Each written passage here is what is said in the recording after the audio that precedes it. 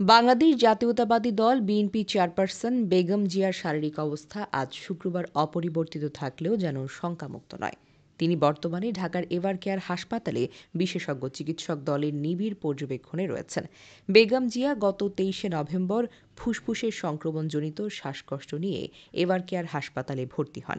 শারীরিক অবস্থার অবনতি হলে ২৭শে নভেম্বর তাকে ক্রিটিক্যাল কেয়ার ইউনিট সিসিইউতে স্থানান্তর করা হয়। চিকিৎসকরা জানিয়েছেন তার লিভার, কিডনি এবং হৃদযন্ত্রের জটিলতাসহ নানা রকমের পুরনো রোগ রয়েছে। তার অবস্থার কিছুটা উন্নতি হলেও সার্বিকভাবে তিনি এখনও সংকটজনক অবস্থায় রয়েছেন। দেশি বিদেশি বিশেষজ্ঞ চিকিৎসকদের সমন্বয়ে গঠিত একটি মেডিকেল বোর্ড তার চিকিৎসার তদারকি করছে।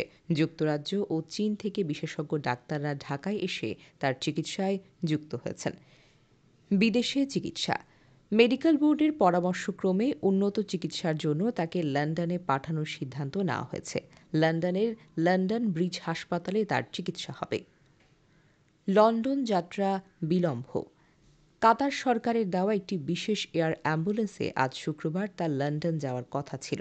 তবে এয়ার অ্যাম্বুলেন্সটির কারিগরি ত্রুটির কারণে যাত্রা কিছুটা বিলম্বিত হয়েছে। সব ঠিক থাকলে আগামীকাল শনিবার বা রবিবার তিনি লন্ডনের উদ্দেশ্যে রওনা হতে পারেন বলে জানিয়েছেন তার ব্যক্তিগত চিকিৎসক ডক্টর AZM জাহিদ হোসেন।